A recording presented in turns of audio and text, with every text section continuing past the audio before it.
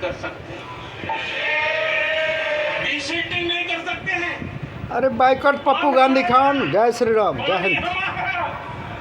लेकिन निर्णय पाकिस्तान का कि आप डीसीटिंग नहीं कर सकते। इतना ही नहीं, जब इस बार मैं डिटेल में गया तो एक काम तो ऐसा है कि जहां ये डीसीटिंग के लिए जो गेट होता है ना, उसको वेल्डिंग कर दिया गया है ताकि कोई गलती से भी खोल करके मिट्टी को निकाल ना दे।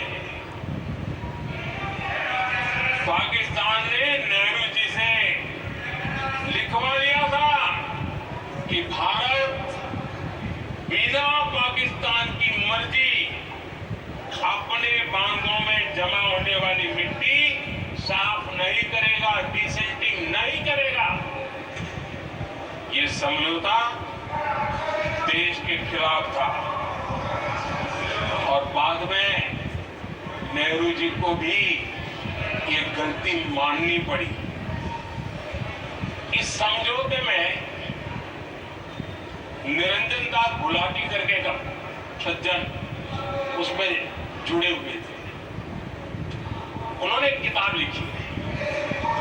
उस किताब में उन्होंने लिखा है कि फरवरी 1961 में नेहरू ने उनसे कहा था, गुलाटी मुझे उम्मीद थी कि यह समझौता अन्य समस्याओं के समाधान का रास्ता खोलेगा, लेकिन हम वही हैं जहां पहले थे। ये नेहरू जी ने कहा। नेहरू जी केवल तत्कालिक प्रभाव देख पा रहे थे, इसलिए उन्होंने कहा कि हम वही के वही हैं। लेकिन सच्चाई ये कि इस एग्रीमेंट के कारण देश बहुत पिछड़ गया, देश बहुत पीछे चल गया और देश का बहुत नुकसान हुआ। हमारे किसानों को नुकसान हुआ, हमारी खेती को नुकसान हुआ। और नेहरू जी उस डिप्लोमेसी को जानते थे जिसमें किसान का कोई वजूद ही नहीं था। ये हार करके रखा था उन्होंने। आदरणीय अध्यक्ष जी, पाकिस्तान आगे दशकों तक भारत के साथ युद्ध और छद्म युद्ध, प्रॉक्सी वॉर करता ही रहा। लेकिन कांग्रेस की सरकारों ने बाद में भी सिंधु जल समझौते की तरफ देखा तक नहीं, नेहरू जी की गलती को सुधारा तक नहीं। आदरणीय अध्यक्ष जी, लेकिन अब भारत ने पुरानी गलती को सुधारा है, ठोस निर्णय लिया है। भारत ने नेहरू जी द्वारा की गई बहुत बड़ी ब्लंडर सिंधु जल समझौते को देश हित में, किसानों के हित में एवेंस में रख दिया है।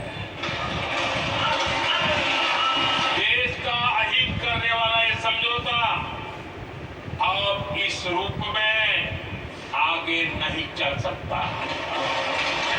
भारत ने तय कर दिया है, खून और पानी साथ साथ नहीं बह सकते। जय श्री राम।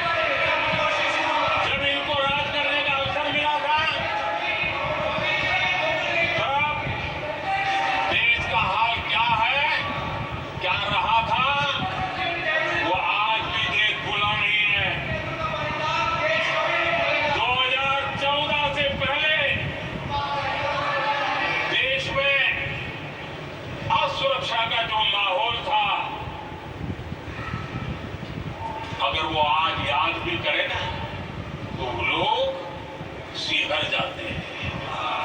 आदरणीय अध्यक्ष जी, साला पूरा जंगल राज बनाया था।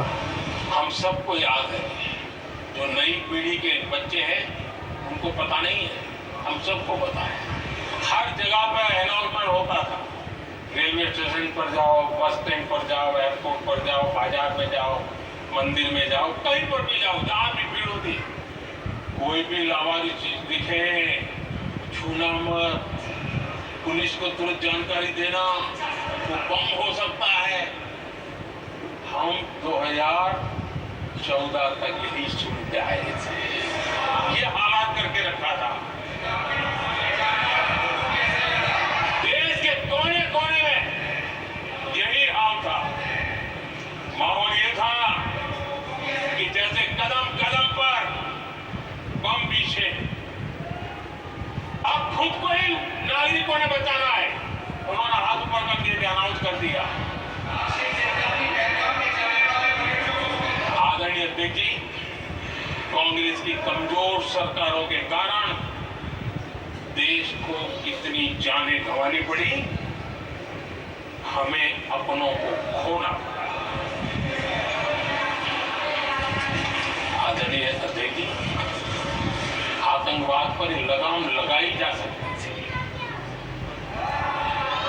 हमारी सरकार ने 11 साल में ये करके दिखाया, एक बहुत बड़ा सबूत है। 2004 से 14 के बीच जो आतंकी घटनाएं होती थी, उन घटनाओं में बहुत बड़ी कमी आई। इसलिए देश भी जानना चाहता है, अगर हमारी सरकार आतंकवाद पर नकेल कर सकती है तो कांग्रेस सरकारों की ऐसी कौन सी मजबूरी थी? अरे पाकिस्तान भक्ता बहुत सही। आदरणीय अध्यक्ष जी, कांग्रेस के राज में आतंकवाद अगर फला फूला है, उसका एक बड़ा कारण इनकी तुष्टीकरण की राजनीति, वोट बैंक की राजनीति है। जब दिल्ली में पाटला हाउस एनकाउंटर हुआ,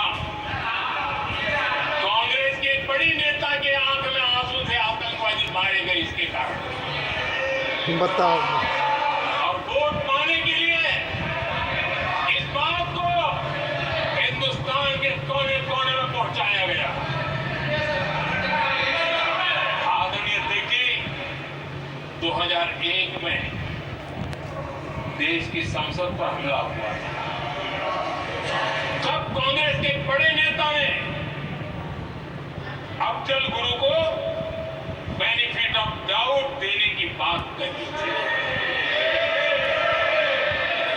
आदरणीय अध्यक्ष जी, मुंबई में 26/11 का इतना बड़ा आतंकी हमला हुआ, एक पाकिस्तानी आतंकी जिंदा पकड़ा गया।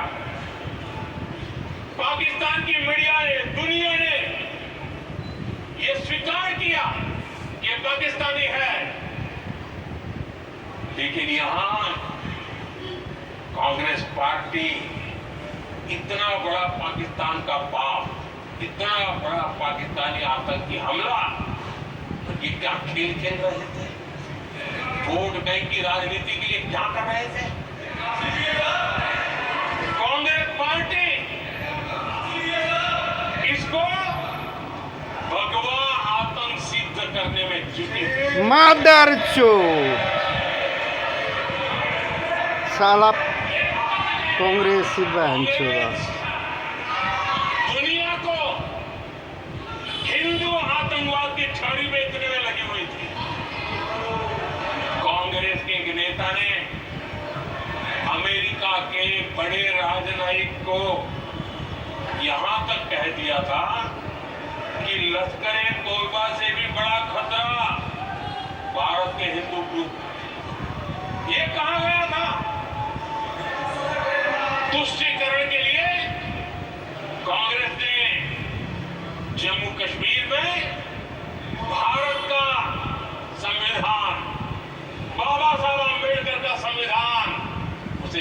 कश्मीर में पैर नहीं रखने दिए इन्होंने, घुसने नहीं दिया, इसे बाहर रखा। तुष्टीकरण और वोट बैंक की राजनीति के लिए कांग्रेस हमेशा देश की सुरक्षा को बलि चढ़ाती रही। आदरणीय अध्यक्ष जी, तुष्टीकरण के लिए ही कांग्रेस ने आतंकवाद से जुड़े कानूनों को कमजोर किया। गृहमंत्री जी ने आज विस्तार से सदन में कहा, इसलिए मैं इसको रिपीट करना नहीं चाहता। आदरणीय अध्यक्ष जी, मैंने इस सत्र की शुरुआत में आग्रह किया था, मैंने कहा था कि दल हित में हमारे मत मिले न मिले, दल हित में हमारे मत मिले न मिले, देश हित में हमारे मन जरूर मिलने चाहिए। जय श्री राम। पहलगाम की विभीषिका ने हमें गहरे गाल दिए हैं, उसने देश को झकझोर दिया। इसके जवाब में हमने ऑपरेशन सिंदूर किया। सेनाओं के पराक्रम ने, हमारे आत्मनिर्भर अभियान ने देश में एक सिंदूर स्पिरिट पैदा किया। जय जवान जय हिंद। ये सिंदूर स्पिरिट हमने तब भी देखी जब दुनिया भर में हमारे प्रतिनिधि मंडल भारत की बात बताने गए। मैं उन सभी साथियों को बहुत बहुत बधाई देता हूं। आपने बहुत ही प्रभावी ढंग से भारत की बात डंके की चोट पर दुनिया के सामने रखी। लेकिन मुझे दुख इस बात का है,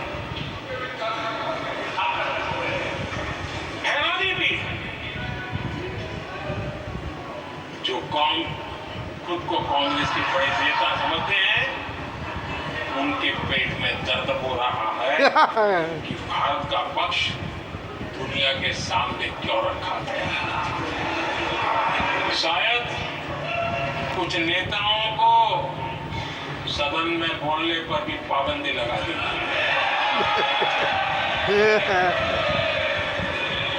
आदरणीय अध्यक्ष जी, इस मानसिकता से बाहर निकलने की जरूरत है।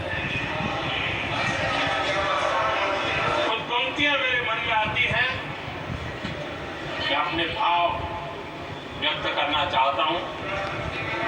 आदरणीय अध्यक्ष जी,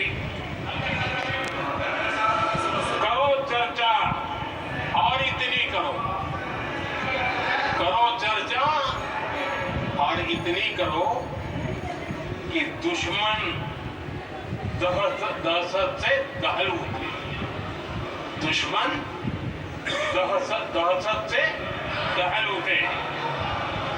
रहे ध्यान बस इतना ही, रहे ध्यान बस इतना ही, मान सिंदूर और सेना का प्रश्नों में भी अटल रहे। जय श्री राम। हमला मां भारती पर हुआ अगर, तो प्रचंड प्रहार करना होगा। दुश्मन जहां भी बैठा हो, हमें भारत के लिए ही जीना होगा।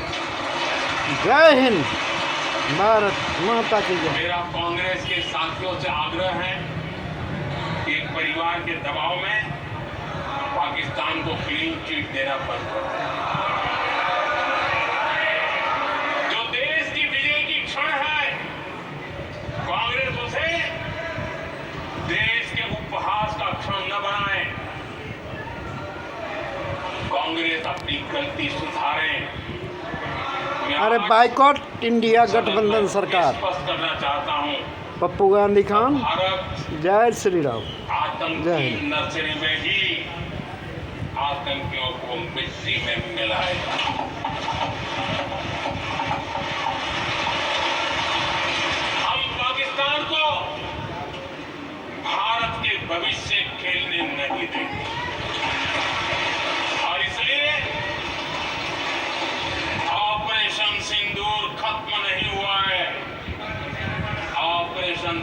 जारी है। और ये पाकिस्तान के लिए भी नोटिस है। वो जब तक भारत के खिलाफ आतंक का रास्ता रोकेगा नहीं, तब तक भारत एक्शन लेता रहेगा। जय हिंद। भारत का भविष्य सुरक्षित और समृद्ध होगा, यही हमारा संकल्प है। इसी भाव के साथ मैं फिर से सभी सदस्यों को सार्थक चर्चा के लिए धन्यवाद देता हूं। और आदरणीय अध्यक्ष जी, मैंने भारत का पक्ष रखा है, भारत के लोगों की भावनाओं को व्यक्त किया है। मैं सदन का फिर से आभार व्यक्त करता हूं। बहुत बहुत धन्यवाद। जय श्री राम। जय हिंद। बाइकॉट पप्पू गांधी खान, इंडिया गठबंधन सरकार। जय हिंद।